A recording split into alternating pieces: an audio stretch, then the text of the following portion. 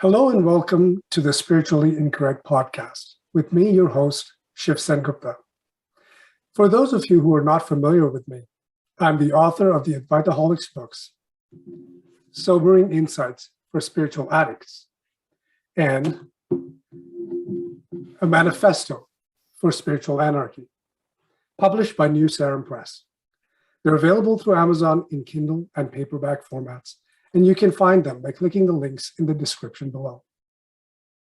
Both these books have had a big impact and found great support among many veteran seekers for their willingness to critique spiritual culture, which, in my view, can act as a decoy designed to keep our vision perpetually focused away from what is most evident.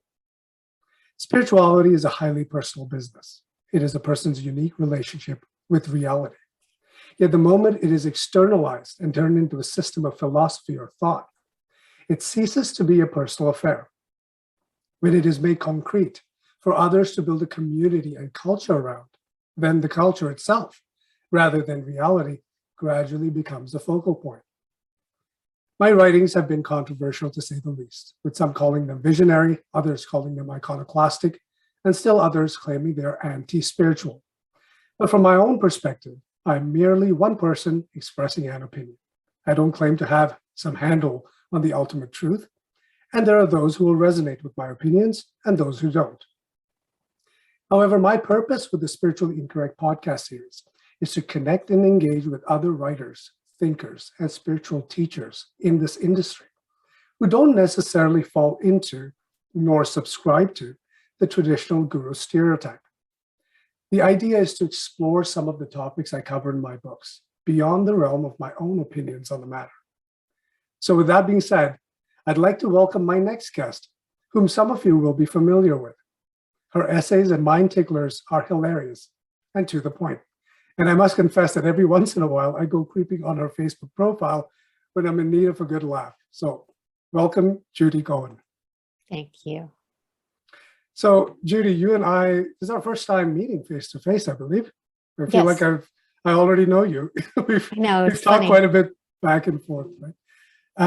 So why don't you, for viewers who might not be familiar with who you are, just give us a quick introduction. Okay, I was afraid you were going to ask me for that. Because, how do you sum up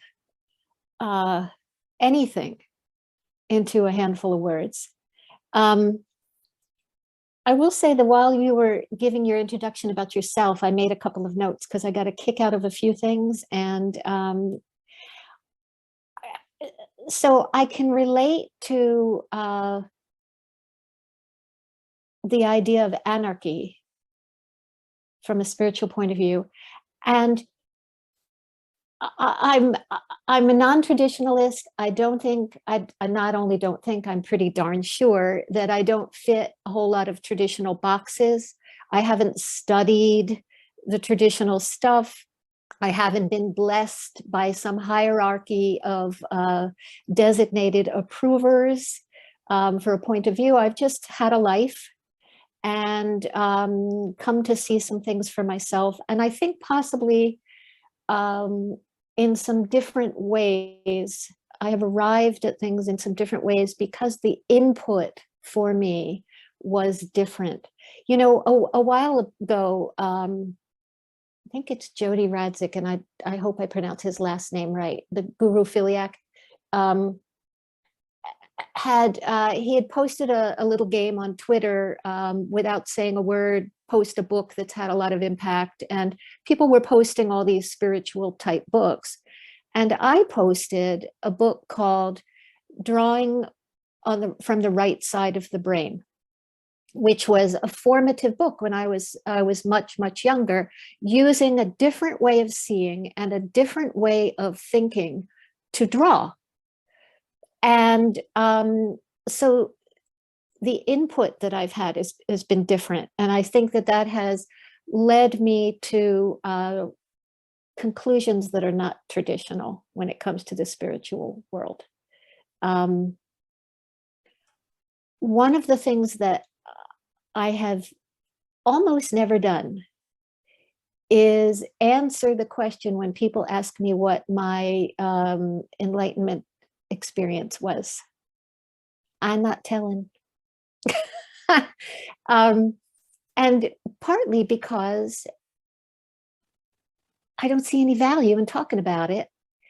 And I feel like it just strings people along. So I think that all of people's traditions in terms of the studying they've done and the blessings from Papa G and etc. I think it ends up leaving people striving to have that experience or trying to figure out how to get that experience. And I'm just not, I don't want to lead people on like that. People need to find their own. So that's a great point, because well, what is traditional about spirituality? Why should anything be traditional? There's nothing traditional about us as human beings. Right. You know, if we accept the fact that humans are unique creatures, well, then they shouldn't by nature be conforming to some model or standard. And why would we want to, or want to have an experience that conforms to some model or standard? I mean, I get the dream of constant bliss. I get the appeal of that.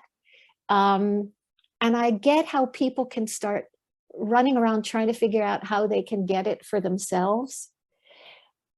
But they're not going to get anything by trying to imitate somebody else. I don't see how that would work. And so, you know, though the difference between the idea of an individual and an individual's experience and an individual's point of view contrasted with, oh, we are everything, all is one, all is, a whole experience, and there are no individuals, and etc. You know, how is one going to get you the other?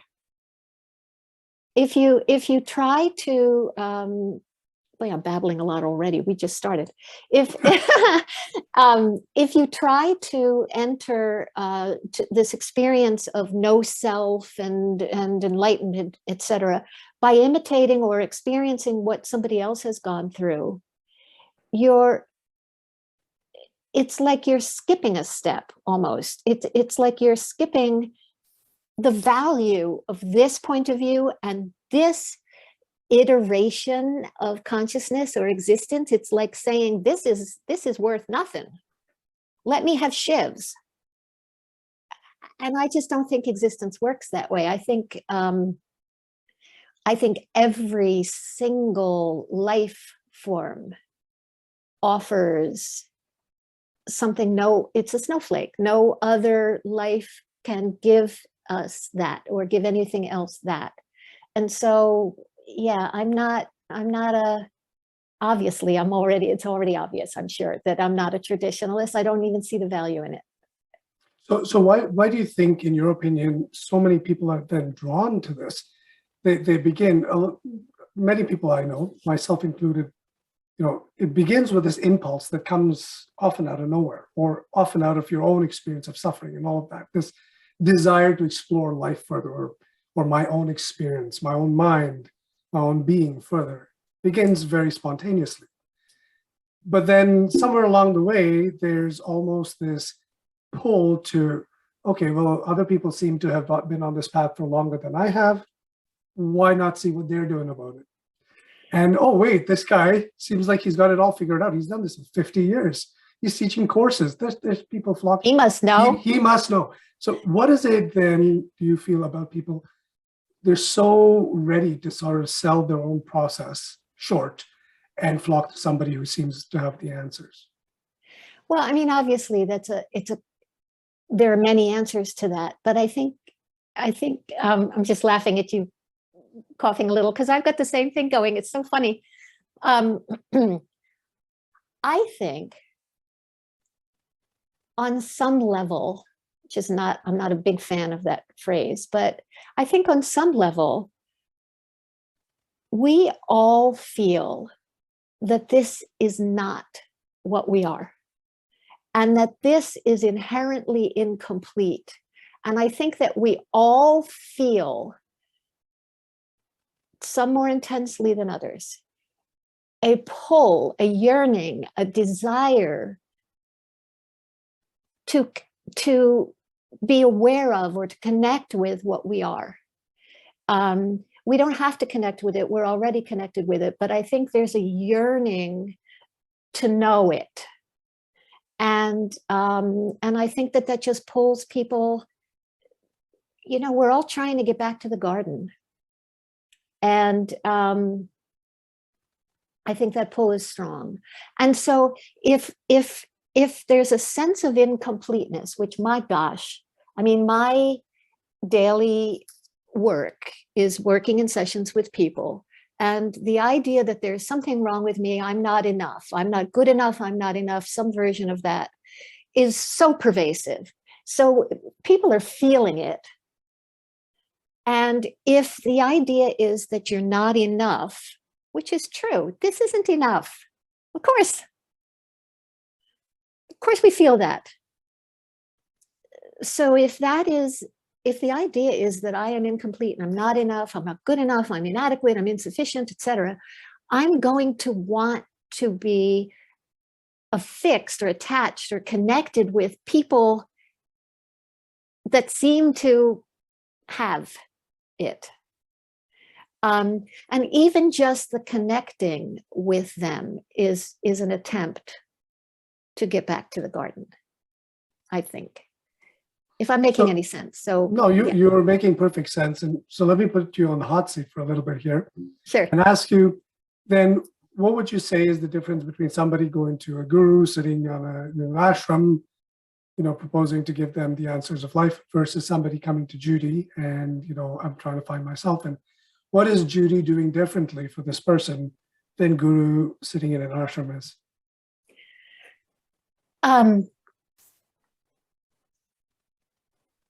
I enter, first of all, I enter via the mind. I don't try to sidestep it or talk about it or say, no, put that aside. I enter right there through it, through the everyday crap of life. I'm not pretending you're supposed to be above it. Here it is. This sucks. I enter through that. And ideally, I help people find their own way. I'm not interested in a discussion. I'm not making any pronouncements. I'm not telling people how it is. I'm not telling people what they could have if only. I'm helping them find theirs.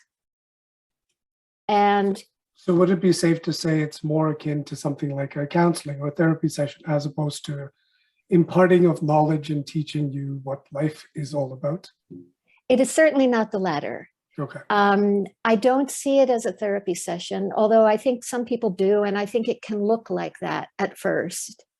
In general, most people who come to me for sessions are hurting in some way.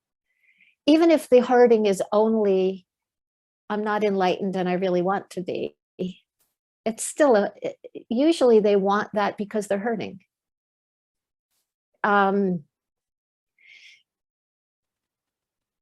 So there's no emphasis on the past. There's no discussion, very rarely, about why, you know, why am I the way I am? I don't give crap.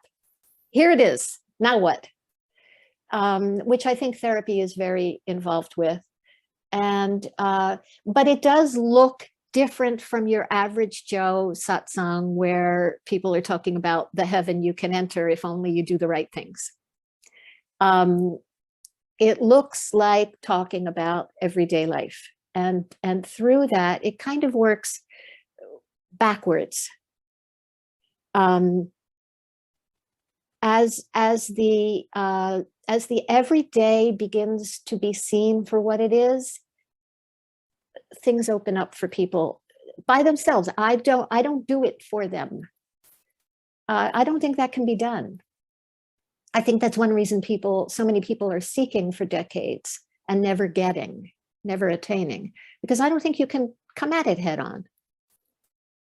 Well, and that's like part of the problem of putting person's attention on the past is then they always become future focused. The present gets lost. Where is it? Yes. So are you familiar with Gestalt therapy? I mean, it's been a million years, but yes, if you quizzed me on it, I would certainly fail, but yes. So Gestalt takes a kind of similar approach to what you're describing. Maybe not exactly the same, but it was sort of invented by this psychotherapist named Fritz Perls, many decades ago. Essentially, this form of therapy focuses on bringing the client right into what they're feeling in the present. Doesn't matter why, doesn't matter what happened in the past. Those are important, but not crucial. The main attention of the client is to consider what they're feeling and learn to work with those emotions, because those emotions are there for a reason. They're informing something, and understanding the language of what is happening in the present then allows the Gestalt clients to then be able to sort of move forward. Would you say that's something akin to what your sessions are like? I totally get why you would think that. And I'm sure you will not be surprised to hear that even from a therapy point of view, I don't follow any rules. So I don't think it matters what a person feels. And I make that face because I know I'm about to take shit for that. I don't think it matters. I think feeling is a smokescreen. We get very obsessed with what I feel and what it means about me and what caused it and what do I do about it and how do I fix it so it never happens again. We get very involved in feeling, and I don't think it matters. So that's interesting you say that, because from my perspective, when I look into the way I feel in certain circumstances, I don't look at it from the perspective it doesn't matter, but at the same time, I don't believe it is communicating what I think it's trying to. You know what I mean? Like, for example, if I'm feeling a burst of anger, or if I'm feeling sad, or whatever it might be, giving emotions too much importance seems to validate them as part of our identity. And I think that becomes the problem, is For when sure. we say, oh, I am my feelings, then there's no way to separate them, because your identity depends on those feelings perpetuating themselves. right. On the other hand, they are useful indicators to pointing to something that may be going on in my system that otherwise I wouldn't be aware of. And so I use them as those sort of pointers. What would you say about that? I mean, there's certainly nothing wrong with it. But there's a kind of dissolving that happens, a dissolving of the importance of self. When I am not saying don't feel feelings, first of all, good luck with that. And I'm not saying that they are bad to feel. I'm just saying that they are not important. So let's say there's sadness here. Okay. What if that feeling has nothing to do with me? I mean, it's just a question. But what if there's a feeling of sadness, and what if it doesn't mean anything about me? It has nothing to do with me. Maybe it isn't even caused by me or something that happened to me. It just, what if that feeling is like a leaf that has been blowing in the wind and landed on my roof for a while? Then you just let it be, and it depersonalizes it. And I think anything that depersonalizes helps the sense of self get a little wispier. it removes some of the person, the sense of person. And so this is just, I'm not saying this is the way. This is my way. Lots of people disagree with me most people disagree with me about this. So it's actually an interesting point you bring up, because I think, there's a part of non-dual culture, which is essentially, I'm not saying you subscribe to that culture, but there are some commonalities there where this depersonalization is sort of the driving factor. And I think there's great benefits, because I think as a culture, we're way too invested, especially Western culture. We're way too invested in our emotions. Back in Asia, don't give a shit what you feel, get over it, move along. So there's this, don't spend so much time self-deprecating or self-managing, or you're not that important. This is a very Asian theme, right? You move over to the West and everybody's in therapy and everybody's like, how am I feeling today? That's a huge focus. Oh my God. So I understand the need to snap people out of that over addiction to what am I feeling. Having said that, do you feel like it could also be used as a spiritual bypassing technique when somebody's saying, oh, well, because that feeling is not me, I'm going to completely disconnect or disown it? Seems to me there's also value to understand maybe there's some belief system attached to what's bringing this feeling up over and over. And maybe there's some investigation of that belief structure that needs to be done. So I have a couple of thoughts about that. First of all, it is inevitable when I talk to most Western spiritual people that when I say what you feel doesn't matter, the next word out of their face is bypass. I'm not sure what that means, actually, but I will say that I'm not saying ignore what happens. I'm saying, what if, I'm just asking, what if it doesn't matter? And again, I don't think people are successful at not feeling their feelings. Like if anxiety shows up, good luck trying to not feel it. I mean, if you figure out how to do that, you're going to be a very rich person. So I don't actually think that bypassing is as common as people claim. But when you say something like, I'm going to disconnect and disown this feeling, that sentence implies you have a great deal of power. I am going to disconnect from this feeling, as if existence has no say in what's happening. It just, it's a point of view. I understand it's really different.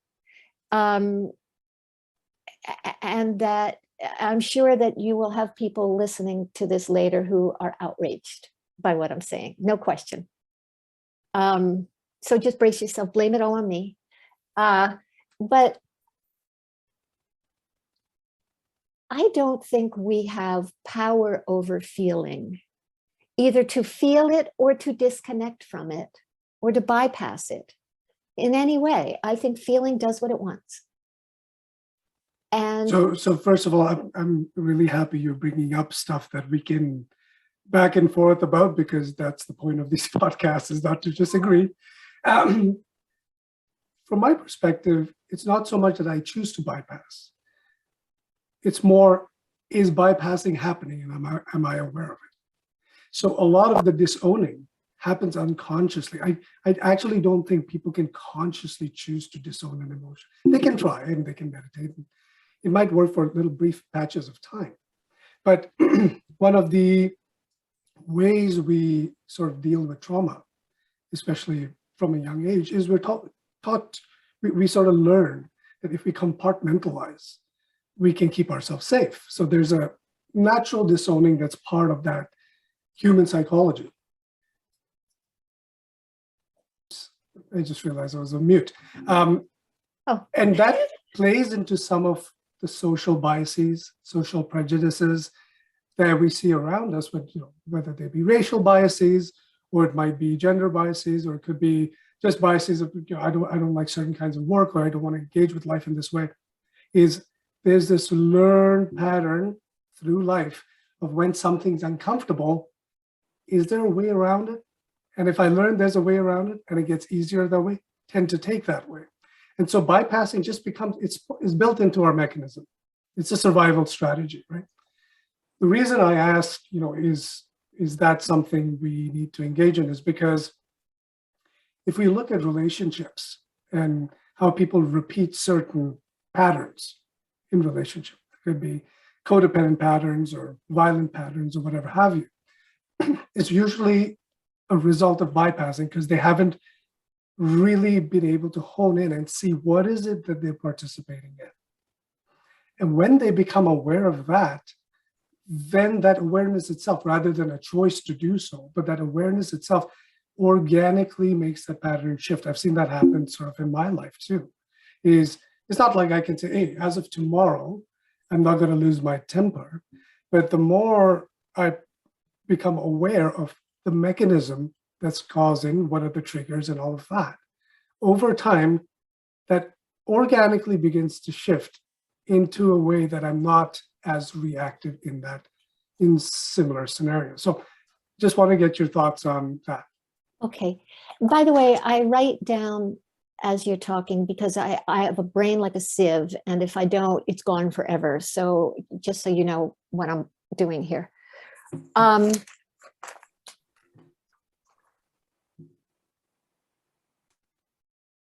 What does not bypassing look like? What is that?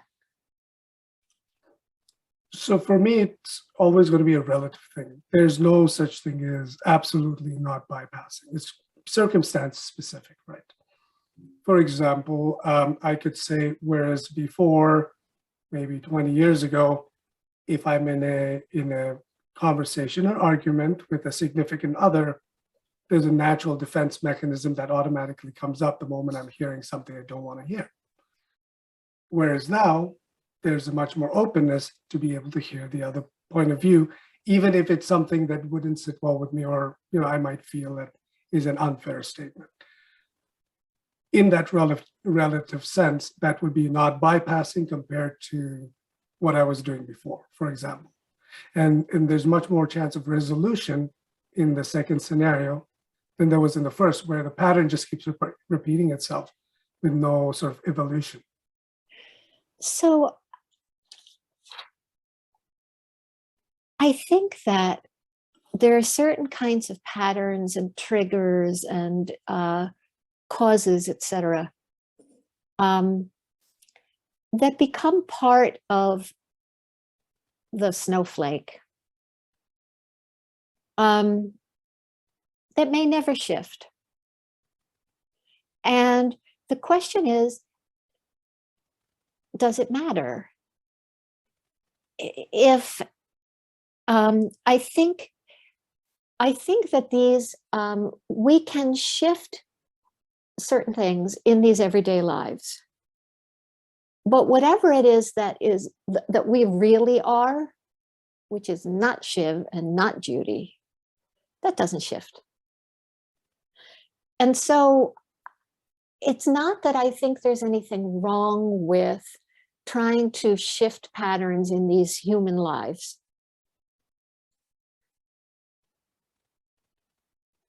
I think it's a smaller goal than is necessary. I think it's possible to have a bigger goal. And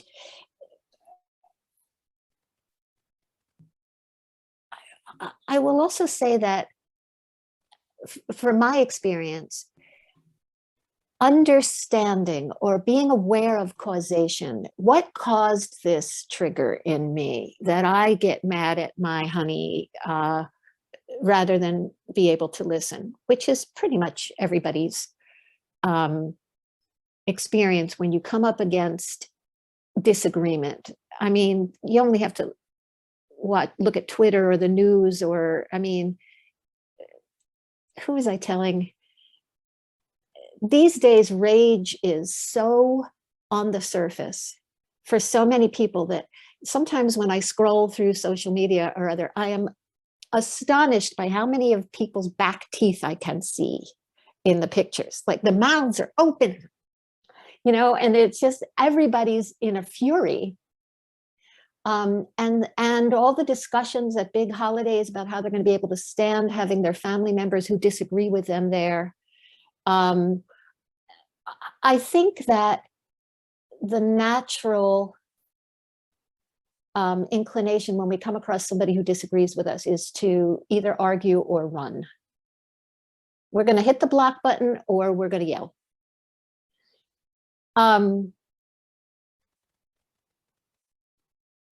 But I don't know that looking for the cause or understanding the cause or being, again, this is scandalous. I am aware, especially as a person with a psychology background, what I'm saying is heresy, that I don't know that there's actually value in understanding what caused it. Here it is. Here it is. Do I need to know why? I understand that most people think yes. But that's not what I have found. So bypassing is not something I worry about. If what I've seen is that as I play with people, here's a feeling, like it or not like it, whatever caused it, here it is. As it's allowed to be without dwelling and without explanation and without trying to figure out why, it pretty much generally gets bored and moves on by itself.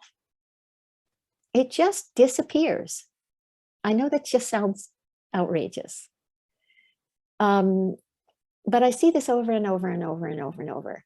And as the feeling runs its time out, it takes a little bit of the story of me with it.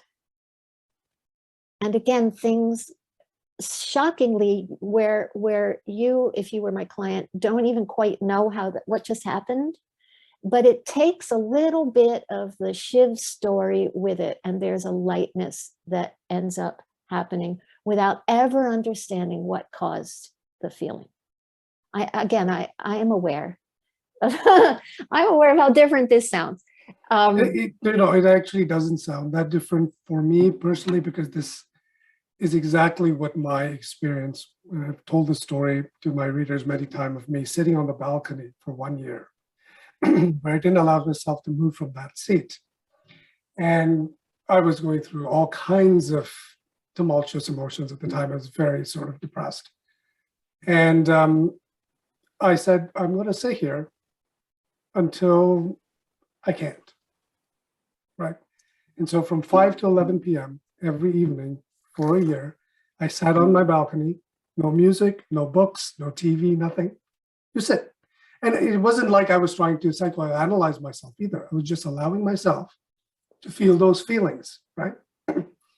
Because these emotions have a certain gravitas, certain momentum to them. For sure. And they're energy that needs to be released. It's not necessarily staying there for the heck of it. It's there right, because you have never given it a chance to go. It's like a pressure cooker, waiting for someone to lift the little lid off and let the steam out. And so I 100% agree with you there, that has to be part of the process. In fact, it has to be the main focus of the process. Psychoanalyzing the emotions themselves doesn't do anything to release them. It gives you an academic understanding of why you might be feeling that way. It gives you no tools to let them go. And you're right, a big piece of who you are goes with them, because the emotions are the story. Where I think you and I may be coming from a slightly different point, when you ask the question, does it matter? Right? Does it matter to who? That's the question I would ask. Well, because it's a valid question in a spiritual conversation. Right. And the mattering usually tends to happen to someone, because otherwise the matter of it doesn't even make any sense. So person to whom it matters is usually the person coming to you with a certain sense of identity. That's the person, because outside of that, when you take the impersonal me, the not Judy, the not Shiv, to that person, there is no sort of moral, nothing. There's no decision-making process. It is what it is, and one moves along. Are you saying that for yourself, there's no Judy that's part of the equation there? No personal self that has some preference, some desire, some want? Of course not. If you call my name, I'm going to answer. Right. Things set me off. I have political points of view like everybody else, which, by the way, I think might be different from yours. I just possibly. I don't. When you say, does it matter to whom? We're already talking about the building of a person. When we say that it matters to the person, yes, there's a person being built. To a someone, there's a someone being built. Feelings are a major way we do that. This identity thing. Do I think any of that is real? No. And so if I live in this world just like everybody else, I have opinions, I have triggers, I have preferences, I like one kind of ice cream over another, absolutely. And also, I know none of that is what I am. But does it matter to you? Do those preferences, those desires, those emotions that you feel, understanding that in a sense, it's a bit of a smokescreen, with that knowledge at the back of your mind, do they matter to you anyways? Sometimes. So my question is then, when somebody comes to you and you say that doesn't matter, does that in a way then project the impression that they shouldn't care about? No. First of all, I would never say that to them. First, because there's no quicker way to get somebody to run the hell out of the room than to tell them their feelings don't matter. And the amount of times that I have been accused of not validating somebody's pain, this is absolutely a thing. But I don't see it as my job to validate something they don't want anyway. Wow. Why are we validating this? So again, how I do this, I have to be careful, because if I explain too much about how I do things, it no longer works. Mind is so brilliant. But I would never say to somebody, oh, your feelings don't matter. Unless it's somebody I've worked for really long time and they understand. My job is to show them so they see it for themselves. And so I'm not running around in the world going, pshaw, you're upset? Feh. I'm not going to belittle somebody who's anxious or afraid or depressed. I spent my whole life depressed. I know what that's like. But I would say that with the lightening of Judy, with the transparency-ish, I hate this language, but if the transparency, with the transparency of that heavy stuff disappeared. It's just with the loss of the self, that crap went with it. It's like an anchor or a rock. And so, yes, the question, does it matter and to whom? That to whom is not insignificant. The person gives a goddamn, absolutely. We care very much. But it's an anchor to a self we don't even like, for the most part, for most of us. So I remember, this is a million years ago, I was overeating. I was using food to cope with all kinds of stuff. And I was trying to figure it out. And I remember standing in the shower thinking, what am I doing? It's like I am trying to gain weight. And I suddenly saw those words literally, that I was trying to gain solidity. I was trying to gain weight. I was trying to anchor the self. And it just really wants to float free. It doesn't want to be held down. Well, it's interesting because, there's, I think within the spiritual industry itself, there's these two extremes that are at work at all times. One is absolutely, well, not so much New Age spirituality, but more the older traditions, absolutely trying to validate the person as the sufferer, as the one who needs enlightenment, Right. all of that. Right. And there's the other side that comes from the perspective of there's no person here. Right. The way I approach things is really, there's 50 shades of a person. And some people come with very dense senses of self. They're the ones who are most suffering because Absolutely. they're hooked in with a million hooks into that sense of identity. Right. And then there are people with very fluid senses of identity because in a lot of ways, a lot of these hooks have been detached, especially to those aspects of them that make them suffer deeply. I am of the mindset that there are no people that actually occupy any of those two extremes. There's no person Right. with a completely Right. identified sense of person, and there's no person who's a complete non-person. There's sort of shades in between. And if I think about my own experience, there's so much that I've left behind in terms of identifying with, very similar to yourself. You were overeating, I was drinking, I was doing drugs, I was suicidal ideation, lots of, I was writing poetry because I was so angsty.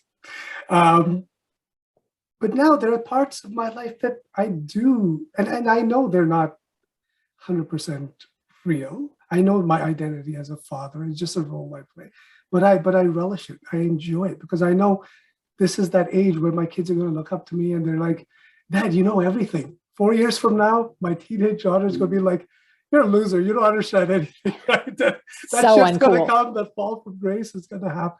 But I enjoy it. And why not? Why not enjoy that process of manifesting as a person? These Right? folks that want to lose the self and only be whatever that is. It's a flip version of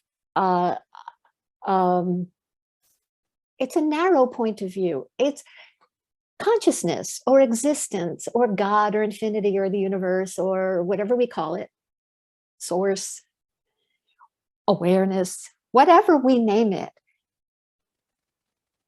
It likes it all. You know,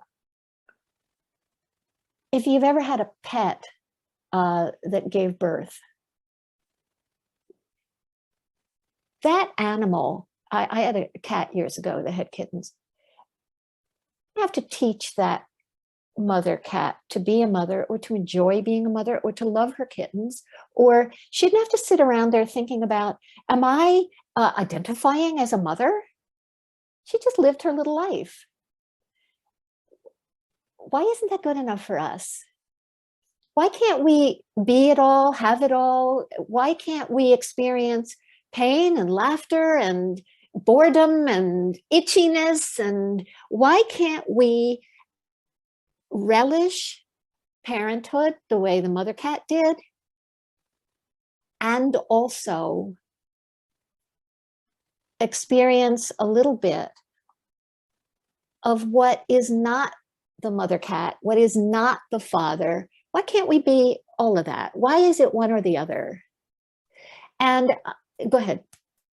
Oh, sorry. I was just going to offer my answer to your question. I thought you were asking me. But, well, the mother cat doesn't have the powers of abstraction. Right? It's kind of like a death ray. You turn it on, but you can't really sort of regulate it. Right. Once you turn it on, this thing is just blasting through all of Right. reality. And so our powers of abstraction have allowed us to develop as a civilized society. And part of that is it also has helped us develop narratives about what is going on. And that narrative is always in conflict with what is going on. And we Right. can't seem to make up our minds which one the real reality is. It's kind of like being on morphine. We don't have to Can't tell. choose. Right. Right. It's true we can't tell. We're not big enough to tell. We're too big. We're in the diorama. We're in the play. We can't watch. We're not watching the play. And I know that there's a lot of talk about being the witness, but we're being the witness of being the witness. It's a never ending. We can't be what we're not, and we can't see it either. And so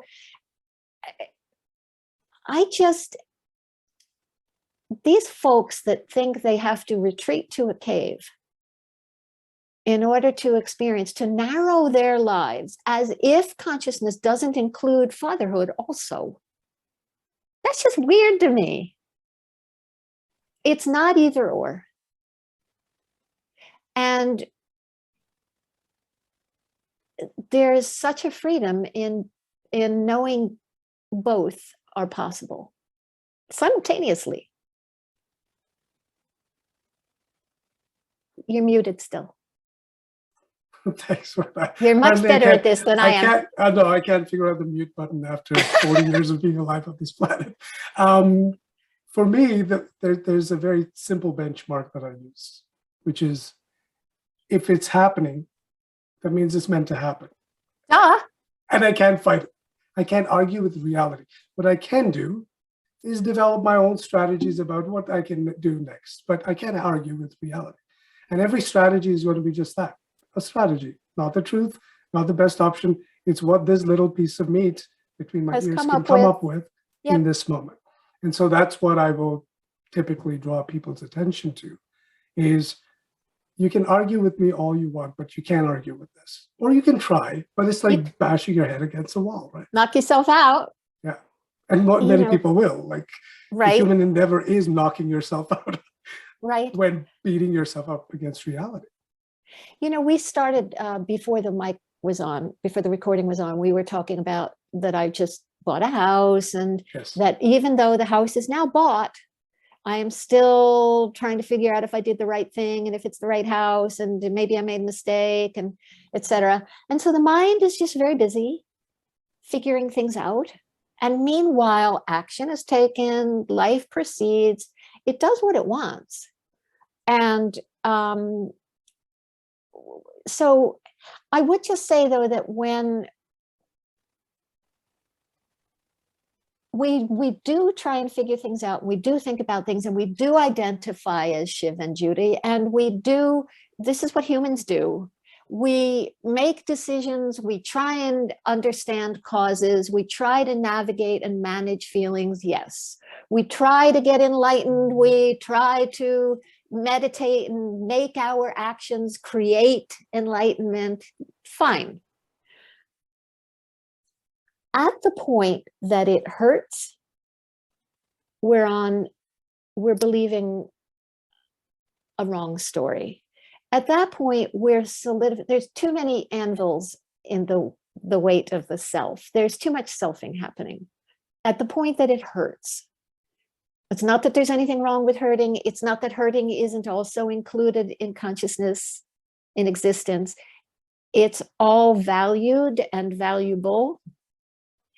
It's not much fun.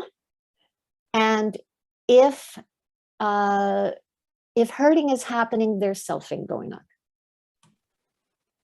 And it's an interesting balance to strike, isn't it? It's not very easy for a lot of people to do that. No. It has to be all or nothing for them. Yes. Either I don't want to be attached to any, not even the littlest preference. That's not me. That's not me. Get away from me. Total renunciation. Go sit in the cave. Right. Or, oh my God, look at all the problems I have in the world. But that ability to separate, just like Judy does when she's moving houses, to say, hey, some anxiety is going to happen, some worrying, but that's going to happen. I'm still going to have my space outside of that. Maintaining the space outside of the person Right. without completely devaluing the person. That's a balance that's not It's communicated tricky. very often. No, people don't know how, and they certainly don't know how to do that on their own or recognize that that's even happening, which is how I see my role, which is a story, but it's how I see my part in it to help them see for themselves. And so that's the one thing I would say about feelings, is that they can be a pointer. If they're too intense, there's too much identity, there's too much responsibility, fault, blame, me. There's too much me going on. And that's very difficult to do by yourself at first, for sure. And I just also want to say that, while I am playing with the house thing, did I do the right thing? And don't I want to go back to California? I mean, man, there must be a way I can go back to California while I own now a house in Pennsylvania. It's craziness. I'm not anxious about it. It's just almost this funny little game where I watch the mind busy itself with nonsense. And I think that there's come to be a trust in the non-Judy, in consciousness. Again, I hate putting names on these things. I don't see any value in putting names on it, but there's a trust that it knows more than I do. It's running the show anyway. If it wants me to buy a house, I'm buying a house, and houses get bought, action gets taken. There's a trust in that. And so there's no anxiety about it, because I know it's being taken care of, which is very comforting, really. In the past, it would have made me, well, in the past, I either would have been terribly, terribly scared, or I'd have been paralyzed. Because if I think that if I have to figure it out before I take action, I'm kind of not ever going to take action. So let's switch a little bit to that past that you're talking about, because I know that you've had some background. I think with the Byron Katie workshops, and I started with Byron Scott Katie. Kiloby's workshops, Right. and so give us a little bit of background. What got you into that, and then what got you out of that? Okay. I stumbled on, I had a lifetime, like everybody else who is anxious and depressed. Everybody has a similar story in this regard. Everybody has tried a whole lot of things. They've tried therapy, they've tried meditation, they've tried medication, they've tried satsangs, retreats, podcasts, books. People have tried a whole lot of stuff. I had tried everything but the spiritual route because I had no interest. In fact, I had many years, I had a very long-term relationship with a lovely human being with whom I'm still great friends. I love him to pieces. He was, as not unusual in California, he was a very spiritual guy. He would talk about the spiritual stuff, and I would make fun of him. That was our relationship. And so, well, one night in the middle of the usual suicidal depression, it was like 3 a.m, and I had my radio on while I was, this how long ago it was, my friends, long before the internet. I was lying in bed, the radio was on, it was 3 a.m, and there was some talk show, and the guest of whatever show it was said, "It's like Byron Katie. She used to be depressed and now she's not." And I thought, what? And I turned the light on and wrote that odd name down. And in the morning, I looked up, it can't have been that long ago, because I did Google it. I looked her up. And I didn't know what the hell was happening on all those videos. but something was happening for those people and I wanted it. 3 weeks from then, there was one of her schools in my neighborhood. It was 15 minutes away. I didn't know that she did 3 of those a year at the time. I didn't know anything about her. I hadn't read her books. I knew nothing. But again, just like I bought a house, one foot walked in front of the other. I put that school, which was $5,000, on a credit card because I did not have the money. And I went. And my ex was like, "Are you in a cult? What's happening?"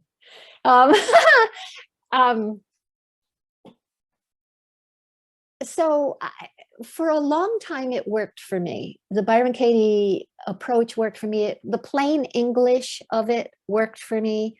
The psychologicalness of it worked for me, that being my background. It worked for me. And I would say that it definitely changed Judy's life. The experience of Judy was changed by that whole thing. I don't want to get too much into what happened there, but I came to see that she had nothing I didn't have, basically. And that there was I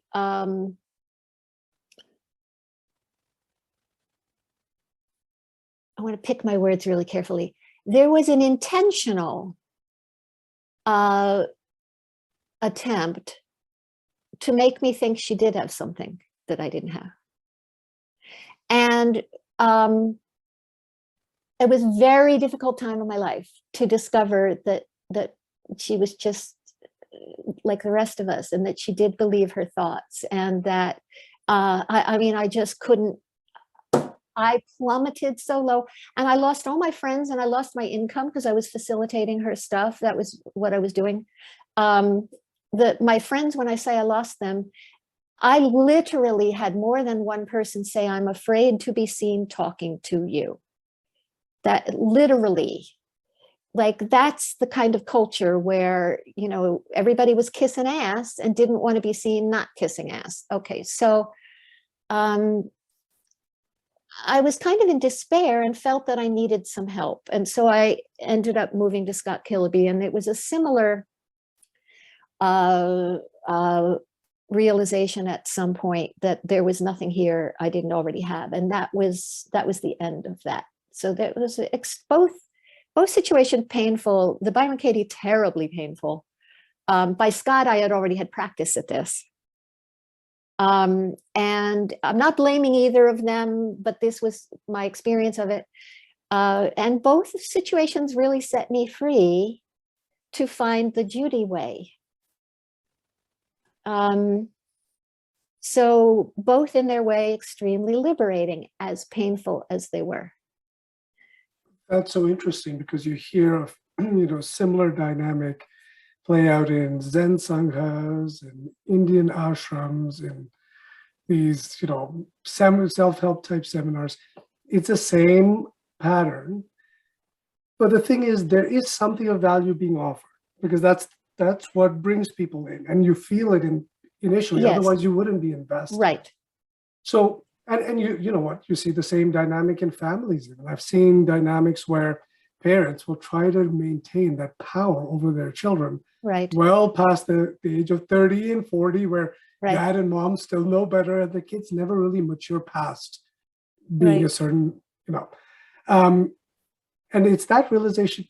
You would imagine that any teacher or facilitator worth their salt would want their students to have that realization, where they realize, hey, my teacher is actually the same as I am, and say, well, thanks a lot for the good times, and see you later. And yet that doesn't happen. So why isn't that odd? Yeah. So what do you think is at the root of that? I mean, obviously you and I, I'm sure, have some similar opinions there, but I'd like to hear. I think it's power and money, and it's identity, because guess what? Just like everybody else, they have a story of who they are. It's self-story. They like the self-story of me, the one who helps people, the one who teaches people, the one who has something to spread around to the world. Oh, they like that. That's an identity. Fine. I think there's a certain amount of threat to that identity if people fly too free.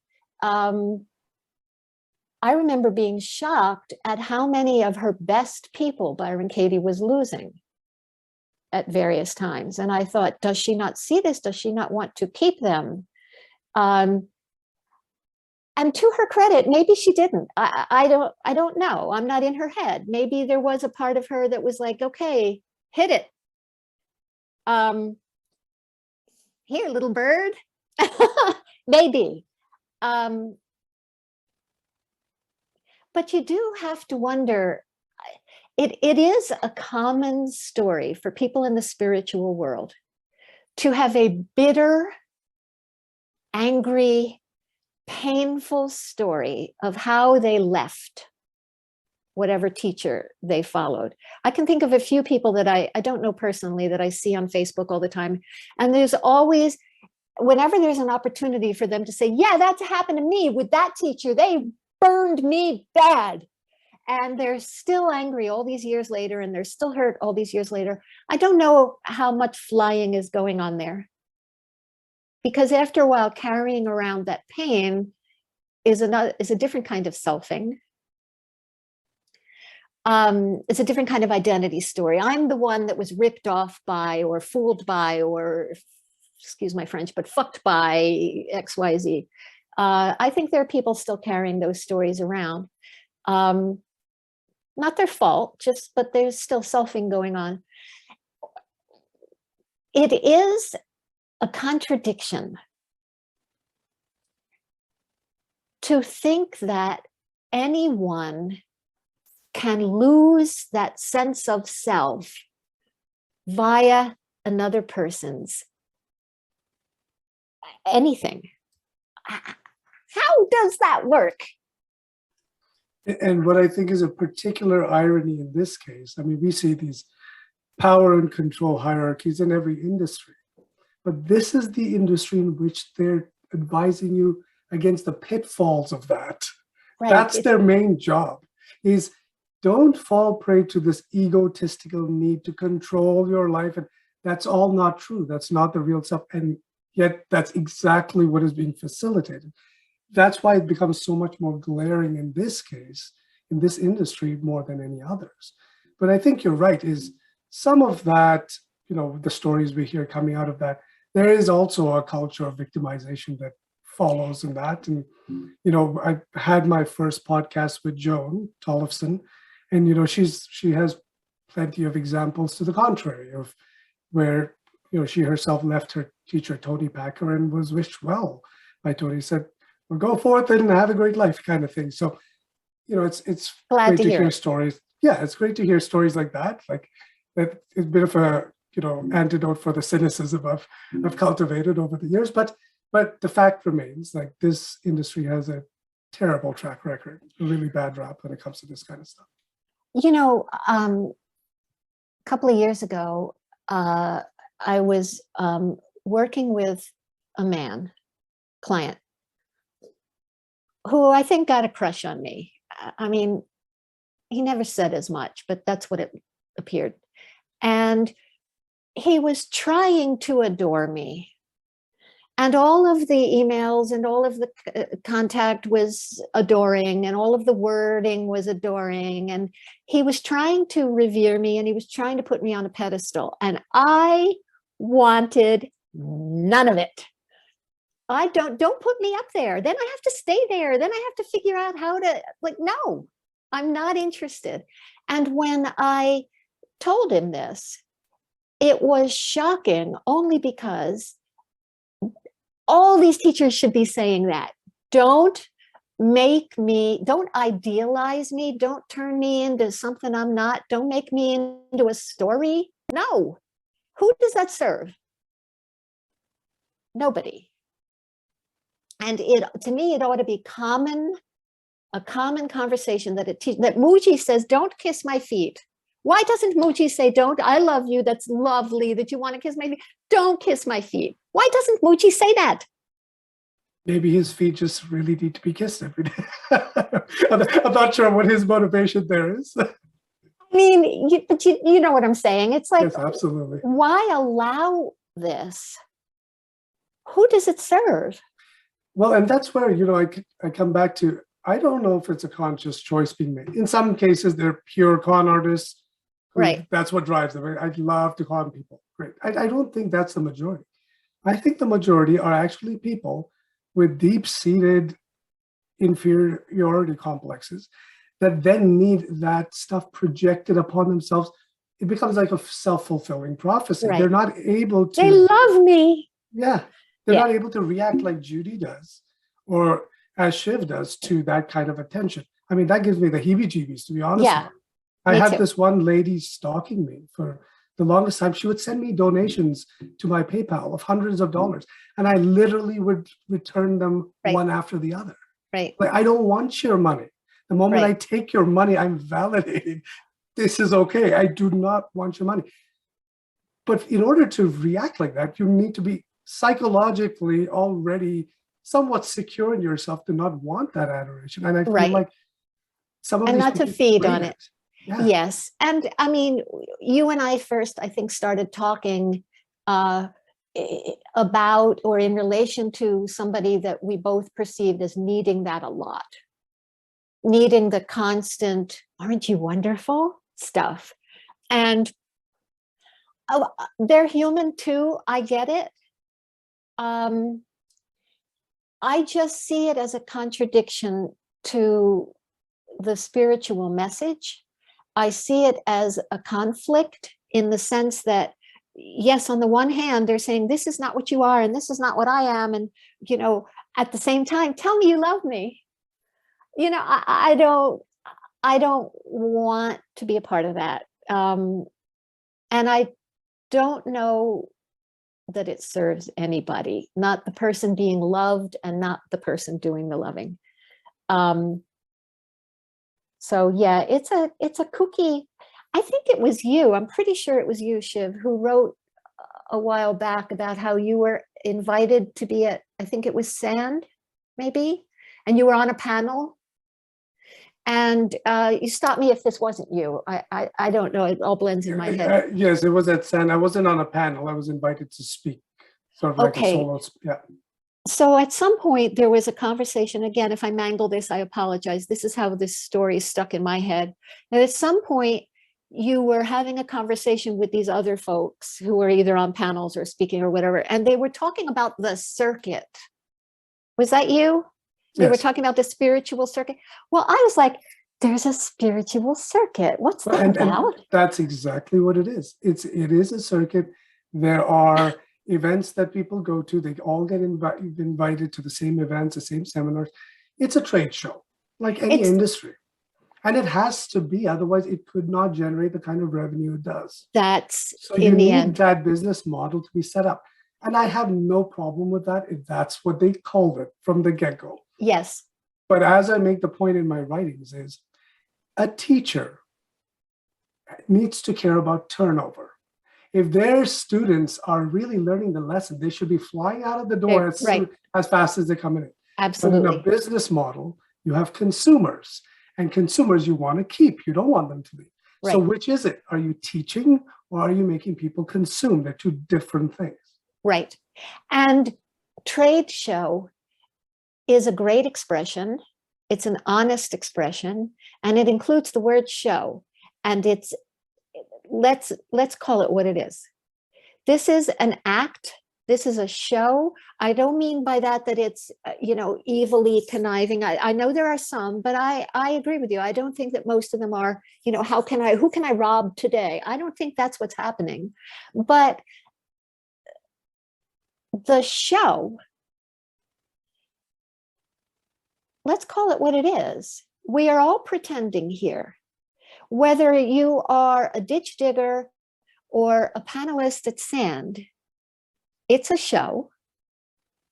And to make people think or to feed into people's hope that there's something special that can be gotten from this show, as opposed to the ditch digging show, ends up eventually, in my opinion, being cruel. It gives them the opposite of what they're searching for. And that hurts. Yeah, and part of the problem is that cruelty has been built into the system. So it's become systemic.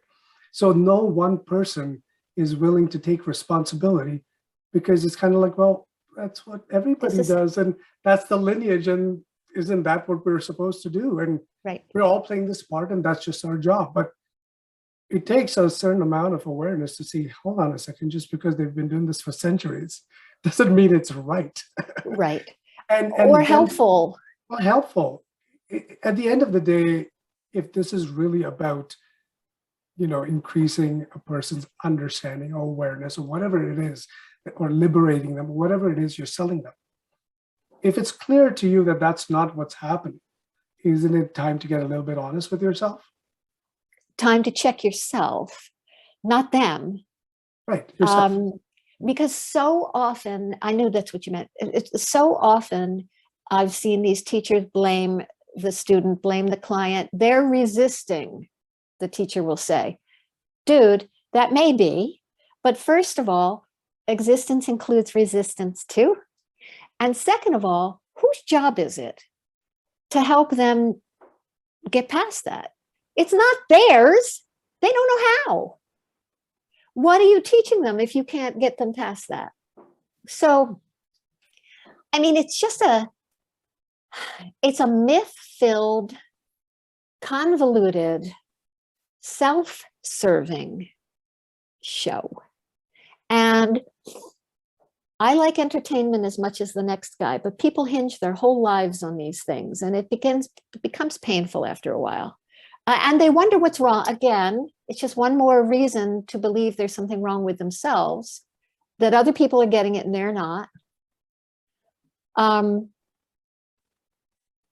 That's not, I mean. Well, one of my readers has made this point to me in the past, and it's a fair point, is even if all these teachers suddenly woke up to what they were doing and they're, we got to stop this. We can't keep exploiting people like this. He says, do you think people are not going to go somewhere else to want to be exploited? That's part of it as well. There's a demand and supply. You can't exploit people who aren't wanting to be exploited. So if it's not New Age spirituality, it'll be some form of religion. It'll be some form of consumerism. I mean, if we look around, ayahuasca, there's exploitation happening everywhere. Like when we watch Netflix, my subscription just went up to $20 a month. It's an outrage. It used to be $9.99. And I just know that I'm still going to pay it because I need my Netflix. I'm allowing myself to be exploited. And that's, we all have a certain level of exploitation we're willing to, allow happen. And again, what's the alternative? What are you going to do without Netflix, right? What's especially with children? I mean, what's the alternative for people who are hurting, who want something and don't know how to get it? I mean, so I agree with you that they're just going to go from one. The thing is, though, that it's currently cool for teachers to say, I'm not a teacher. I don't follow teachers while teaching. And it's just kind of layer on layer on layer of nonsense, which is actually business as usual for us humans and for the mind. That's what it does, whether it's talking about the job or whether it's talking about enlightenment. It's kind of the same. So it's kind of how it is. And again, only if it's terribly painful. I mean, money has to go somewhere. It can't sit still. It has to move. So if it goes to a teacher's pocket, fine. At the point that it becomes terribly, terribly painful, I'd love people to see that there's identity and selfing going on and give themselves a break. Who was it? Wasn't it Bentinho? I know there are others as well who had a suicide because the guy just couldn't get it. This was somewhere in the last couple of years. I'm not sure, but there have been quite a few cases of this happening. I can't get it. There's definitely something wrong with me. Other people get it. I mean, at the point that you start thinking about killing yourself because of this, it's time for something different. I mean, yikes. Yeah, it's an interesting point you made about even, the people who are playing the opposite role of, don't come to me, I have no answers. Good case in point of that is Yuji Krishnamurti, who I like a lot of what he says.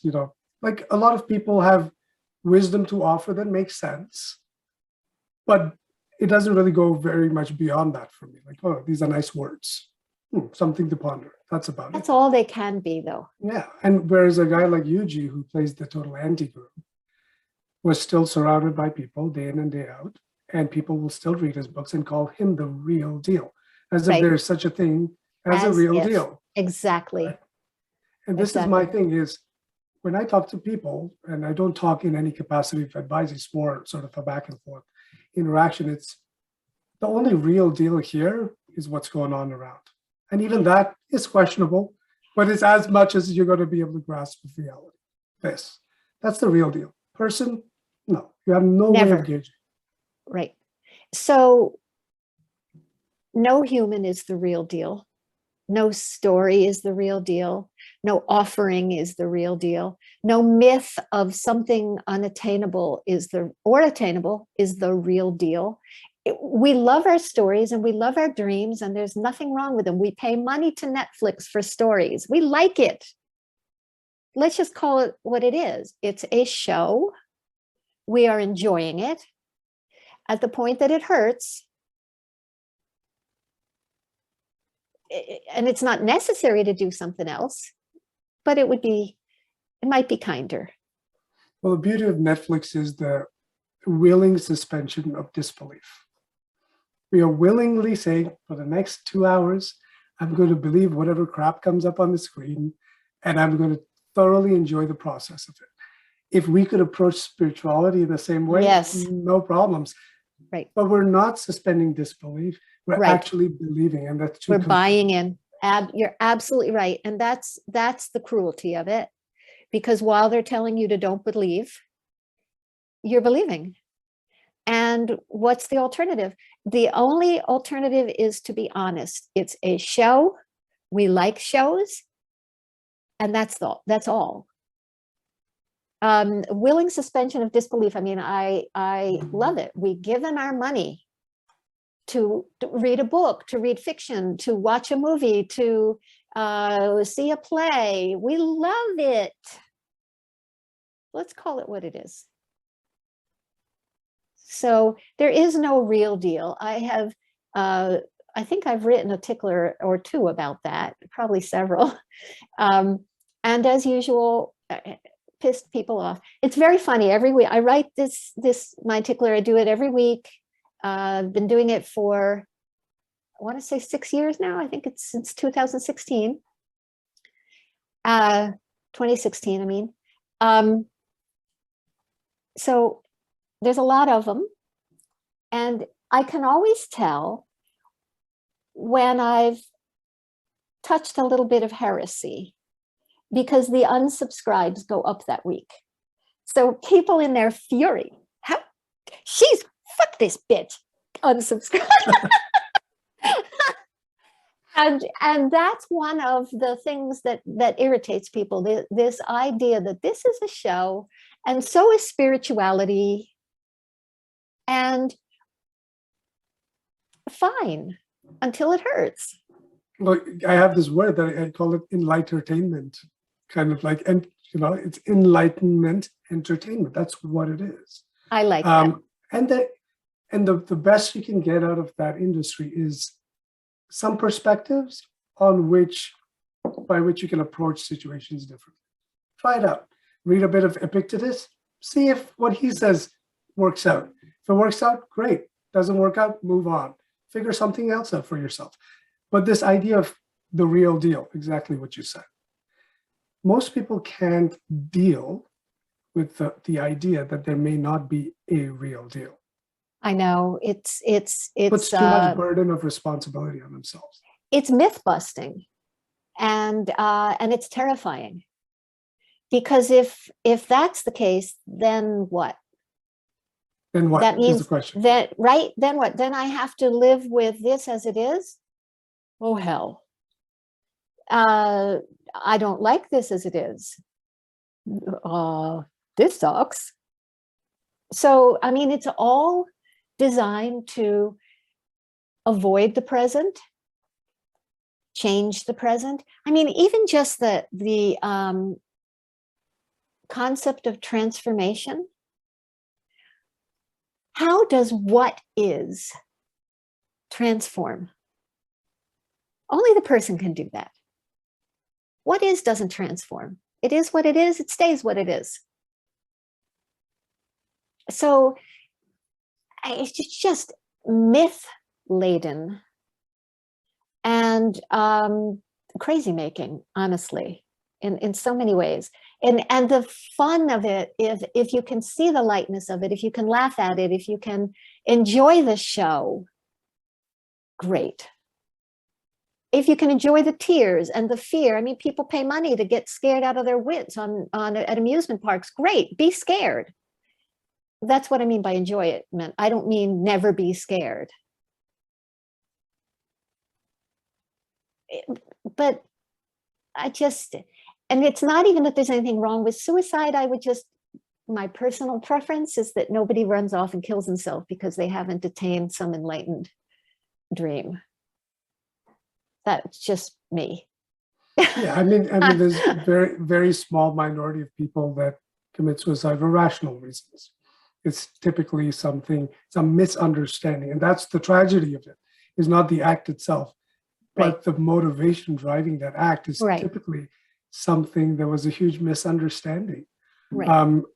Either facilitated by a culture or facilitated by some belief system they had, and that typically similar to the person that you mentioned who may have killed themselves. It is a culture that's feeding into that sense of lack. Right.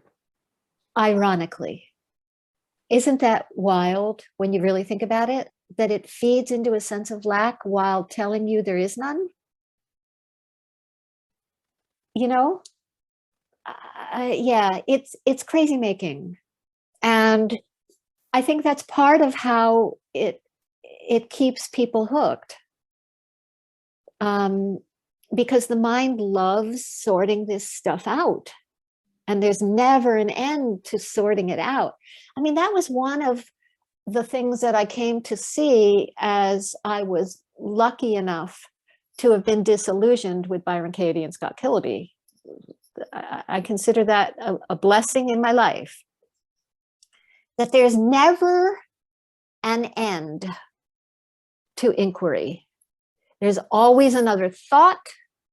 There's always another feeling, because Killaby was all about the feelings. Byron Katie was all about the thoughts. And when I say that, I don't mean only. It's not like feelings never came up with Byron Katie. It's not like thoughts never came up, but that was their main thing. And there's always another one. It's never ending. And it's inherently, inquiry is inherently assuming that what is not okay and needs to be transformed. That's crazy. And that's yeah, go ahead. No, I was going to say, I'll often tell people is don't go searching for truth, because then you're assuming there's something concrete out there to find. Instead, try to be honest. Because the more you learn to be honest with yourself, the more truthful you will learn to be. And in the process of being truthful, the truth of the matter, whatever that is, not some absolute, but the truth of what's going on around you is going to make itself more and more apparent, because you're not deceiving yourself. You've cultivated the habit of not engaging in self-deception. You know, and I see your own transition out of Byron Katie's work and Scott Killaby's, as opposed to your peers who remained, was a willingness to be honest with yourself. It's so tricky, though. I appreciate that.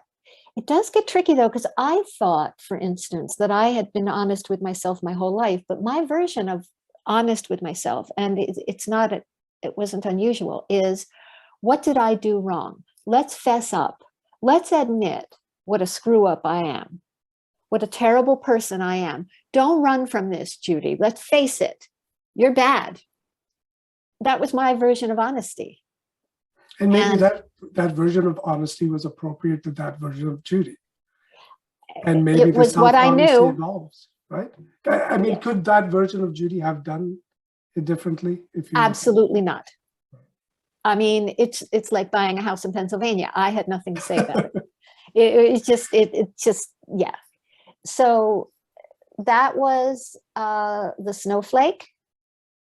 And could I have done anything different? Of course not. If I could have, I would have. But you can also see how that kind of thinking would make a girl suicidal.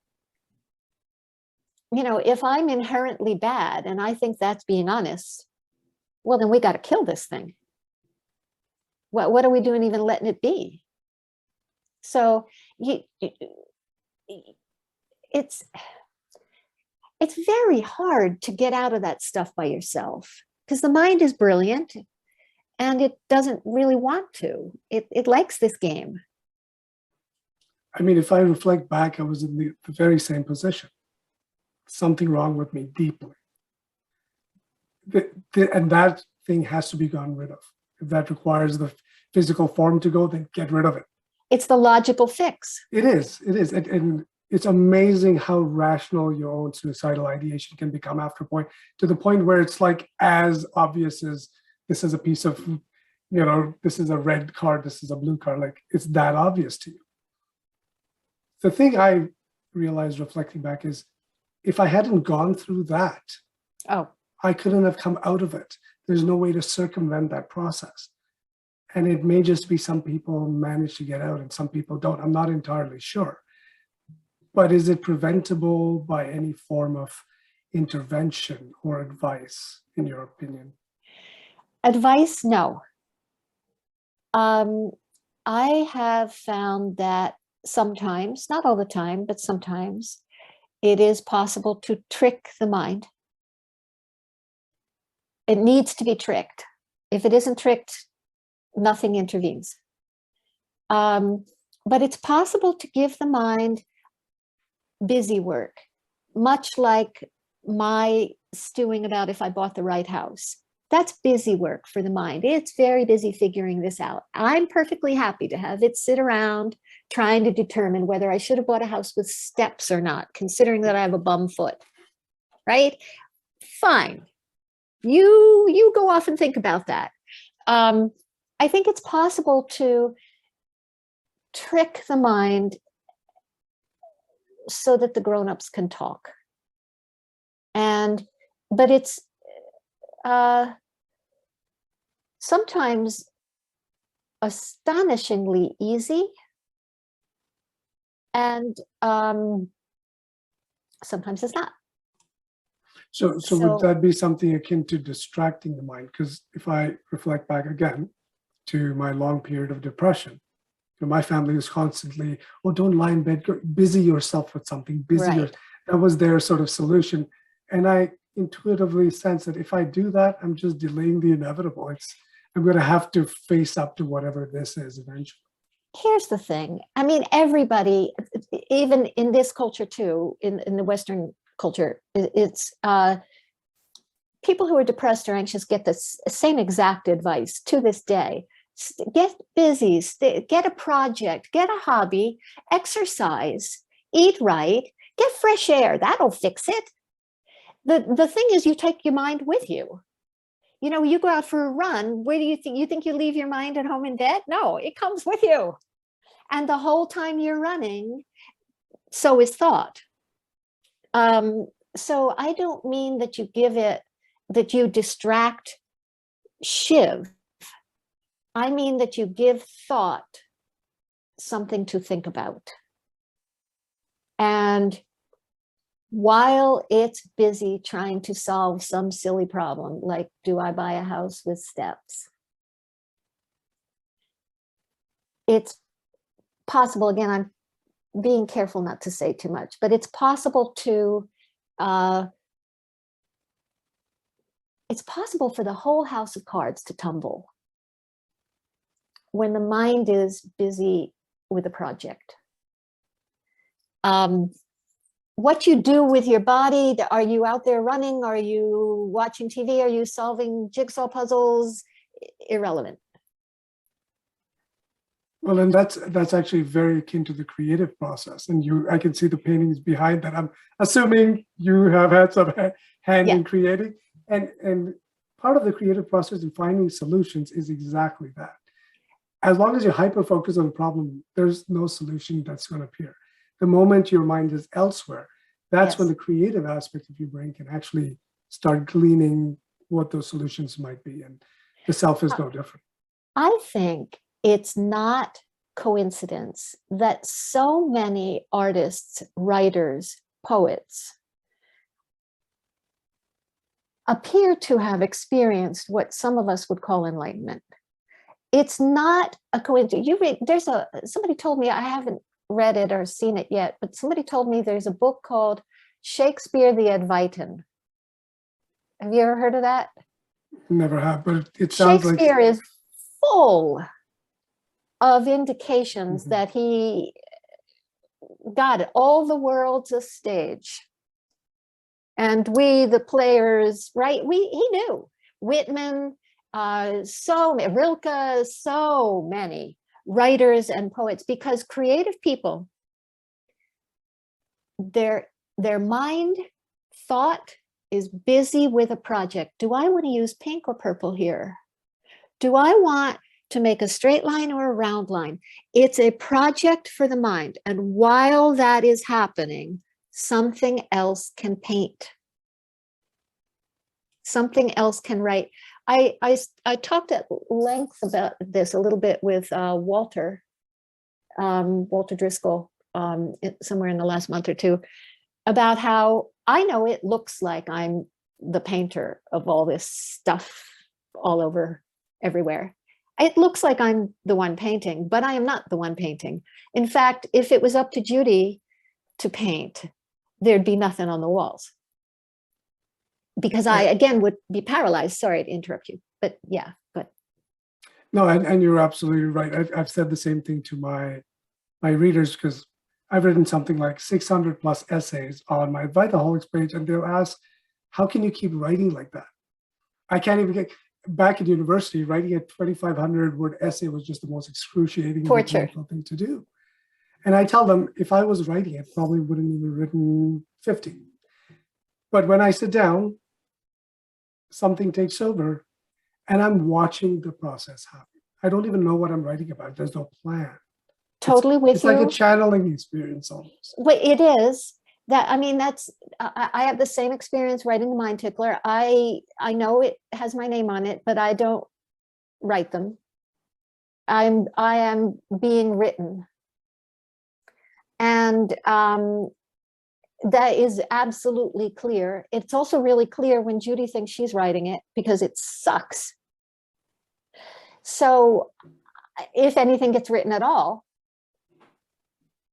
So I don't think it's a coincidence that artists and creative people, so many, have had this experience. And that is a good example of giving the mind a project. Here, go figure out what word to use. Go get your thesaurus and figure this out. Go on. While something else comes through and writes the piece. That's not dissimilar to what I do in sessions. That is actually quite similar to the Zen approach of the koan, which people thought they actually had to sit and analyze it. Whereas the Zen master knew, I've given you a nonsensical riddle, go occupy yourself until you're so fed up that maybe some inkling of inspiration might occur to you. Right? Exactly. And that's really another example of God knows how many, where the self can't do it, can't solve it, can't get things done, can't live a good life, it can't do it. We feel that we are not this. We feel it. And whether it's making us depressed or anxious or this sense of not enough, we feel it at some level of intensity. And we just want to access what we have a sense is more true. And I get that that's the appeal of spirituality, and people just don't know how. So I'm not saying I know how either. I am able to help some people get the mind busy with nonsense. Go ahead, figure this out. And I've come to sort of that point in my life where I realize that if I try to control circumstances, the best I can hope for is a life in which everything that I want to happen happens. Good and luck. I can't imagine a more boring life to live. I can't. What do you mean? Nothing spontaneous, nothing surprising, nothing Only unexpected happy. that happens? Only but society has geared us to literally yes. plan our lives out that way. Try your level best to make what you want to happen, whether that's enlightenment or great wealth. It doesn't matter what the ultimate goal is. But if you apply yourself, you can control the outcomes. And this realization that A, you can't control the outcomes, really you can't. But B, you don't want to control the outcomes No. because there's no creative spark in that. It's the source of so much misery. You know, you might be surprised, I don't know if you would be or not, there's a vast number of people tortured and hating themselves because they don't keep a clean house. I swear to God, you know, where they're in sessions paying somebody to help them, get them to do the dishes or do the laundry or fold the laundry or dust. My God, I had a client for a while who would easily go into tears and spasms of self-hate. Why can't I get off the couch and just dust? But this idea that we are supposed to control it all and that we're supposed to get what we want and we're supposed to make it happen, talk about terrifying. Oh crap, it's up to me? I don't know how. So you've got people all over the world absolutely paralyzed by the inability to make things happen. And sometimes all it takes is seeing that it's not their job. Things happen without us. And it is such a relief for the self to see that it's not up to us to carry these things. I mean, my gosh, dirty dishes. Oh no. Well, and that's the thing is, even if you get those dishes clean, guess what? Tomorrow you're going to have dirty dishes. So there's this, they're setting themselves up for failure.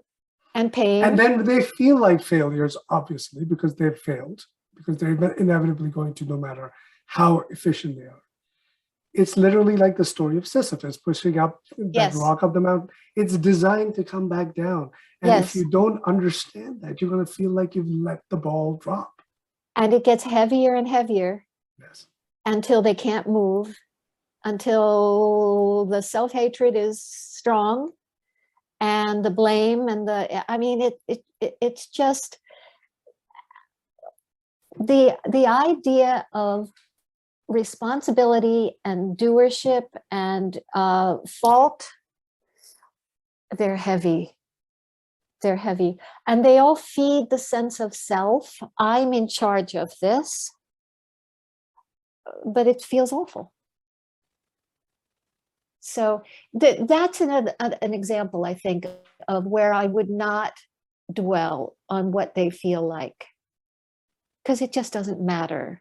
That's not, the feelings are not the problem there. So would you say the absence of feelings could also be a problem in that sense. You mentioned earlier that sometimes emotions can be pointers, that they're not ultimately important, but they can be pointers. Do you feel that some people, when they feel an emotional numbness, a lot of people will misconstrue that, oh, I'm awakened, I'm enlightened, I don't feel anything. They've formed a sort of internal barrier to feeling anything, like a lack of sensitivity altogether. It's still a way of selfing. It's still a way of defining me. I am the one who is enlightened and calm and feeling nothing but bliss. It's a definition of self. And that's the potential pain in it. The potential, it's actually the opposite of what these folks want.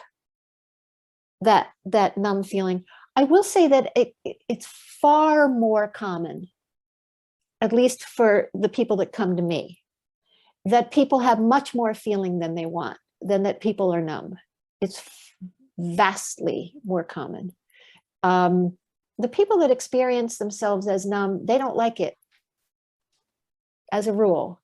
They still think there's something wrong with them. Sorry. I have to set an alarm every night or several times a day, actually, because my cat, who's old and sick, gets pills. Okay. And I will completely forget if I don't have reminders built in.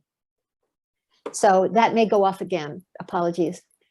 As long as you don't develop an identity as if you're failing your cat as a result of it. Very good. I wouldn't be able to live with that one. I wouldn't, that's an identity I would not be able to stand.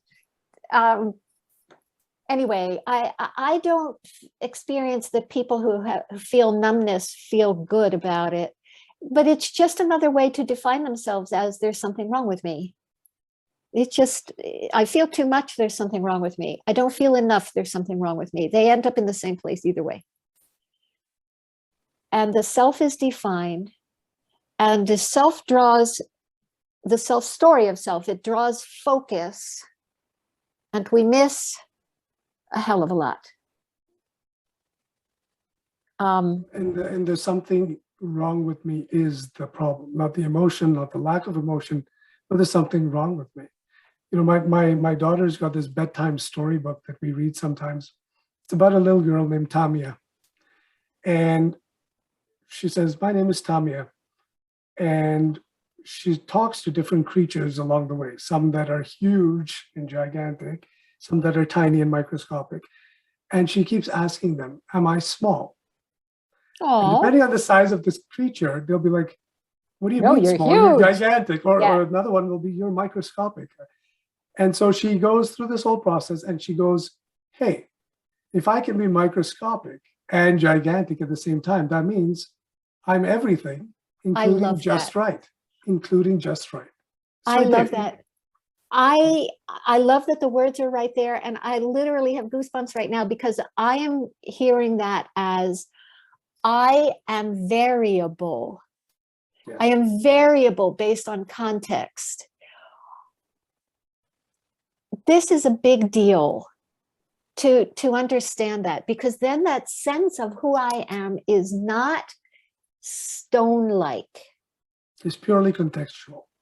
Yes, that's I love that. What a beautiful thing. What's the name of the book? Am I Small? I think it's called. I'll have to look up the author again. I'll find it. It's a bilingual Japanese and English book, so it might be a Japanese author that wrote that. Okay, I'll find it. Thank you. Yeah, but it's such a simple lesson, because what it's not doing is saying, oh, you're not small or you're not big. It's not, for lack of a better word, unvalidating all these sort of comparisons. All it's saying is, compared to, contextually speaking, you can be anything. That's all we got. But at the root of it, you are who you are. You're just right. And you can be all of that at the same time. They're not mutually exclusive. You don't have to try and side with this ideology over that. Just be who you are, and it's fine. And it's such a simple message, but somehow, it's beautiful. Hard to get across to the adult mind. The child mind gets it like that. It's over for the adults. By 7, it's over. Yeah. Honestly, I have told several people this story of my ex, his grandson, or maybe even great grandson, I forget. When he was 6, his father sent him off to a Christian school. And this little 6-year-old came home from school one day and said, "Daddy, I think I'm a sinner." He found himself an identity already, which, was set really very soon thereafter. And he was crying and he was upset because nobody wants to see themselves as a sinner. Sinners are bad in that world. Yeah, by very early, we think we know who we are. And it's painful. And I So, think it was Malcolm Gladwell, and in one of his books, I can't remember if it was Blink, he talks about the development of the psychology of a human being. That's that window between 0 to 7, in which pretty much who you are becomes more or less cast in stone. And after yes, that, it's just, you're constantly working with that, but the ability to severely modify that yes. becomes compromised, unless there's one of these big blowout kind of experiences where you literally go to the brink of rock bottom and something blasts some of that Right. conditioning out of you. Or who knows how that even happens. I mean, I know people that had what they would call an enlightenment experience, sitting on their bed at 16 for no reason. And I'm just laughing that I use this sitting on your bed example, because that's kind of what I was on the bed when that happened to me. But I was always at rock bottom. So, but I think there are some people that have a blowout experience without any apparent cause, or who knows, it just chooses some and not others. I mean, it doesn't. So, I remember a while back being at one of the Byron Katie events, and it was led by Byron Katie's daughter. And Byron Katie wasn't there. And her daughter said, "I used to try and figure out why her? Why did she deserve this experience? She was apparently very difficult before her big experience, Byron Katie was. So she admits it to herself. So her daughter is like, why was she given the candy? These are my words, not hers. But why was she given this great gift? She didn't deserve it. And here I am, I'm doing everything right. And I don't, it doesn't follow our rules. And I try to make my readers understand that it doesn't matter if it's happened or not. Because honestly, to me, that's not the most significant thing in my life. For sure. Something that happened, I had no control over it happening or not, and definitely didn't try to make it happen. And I don't think you can try to make it happen. That's another form of, there's another neurotic path to go down to try to make. It's like a car accident. Yeah, some people have near-death experience in car accidents, and that completely re-networks how they see life. It doesn't mean you want to go and try and smash your car into a tree every day. Doesn't make sense. So this accidental happening of the awakening experience, or whatever you want to call it, is not a prerequisite to anything. And this is really what I try to reiterate in my writing, because then it becomes that carrot on the stick that everyone then goes chasing after, right? It becomes the myth, it becomes the dream, it becomes a story that people chase. It's like they step into a Netflix movie and they're chasing an ending, but the thing isn't real. And it's also not satisfying. They discover it. I mean, how many teachers have to say this? Nothing changes. Nothing changes afterwards. I mean, nobody believes it, despite, Adya and Rupert and DeMello, and I mean, so many people, I'm blanking on names right now, but nothing changes and nobody believes it. Yeah, I tell people, it's like having mind-blowing sex as a virgin. Guess what happens after the sex? You pretty much go back to being whatever you were before. Living your life. You can't be orgasming all the time. It's like your life isn't a 24/7 orgasm. And Right. God, thank Oh my goodness for God. that. That would be Oh, can you exhausting. imagine? Who would do the dishes if But this you? is the idea. This is the idea people get hooked on to. They're like, oh, if I can just have that, then I'll be in that state. Well, why would you want to? Right. Good luck to you. Yeah. Good luck paying your bills. Good luck raising your children. Yeah. Good luck sleeping at night. How do you do that while you're having an orgasm? I mean, yeah, it's I know that was just a metaphor, but honestly, it's a myth is a lovely thing. It's very fun. We love our unicorns. We love our fairy stories, but they're not real and they don't change life. What we are can't transform. It's already everything. What's it going to change into? It just makes no sense. So I must go pill my cat. And I was just going to say that this is a perfect way to end this podcast, because this has been a great conversation with you. And I know you and I are going to speak again. So I want to save some of the good stuff for later.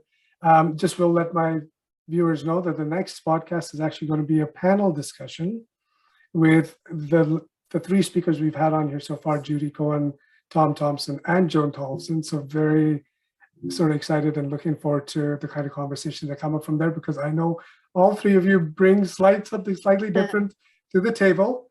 So I'll be more than happy just to mediate that one. So it will be very fun. And it was so much fun to actually speak so-called face-to-face, and it was lovely, Shiv. Thank you. Yes, it was a wonderful time for me too. So take care, Judy, and say hi to the cat. Will do. All right. Take care. Bye.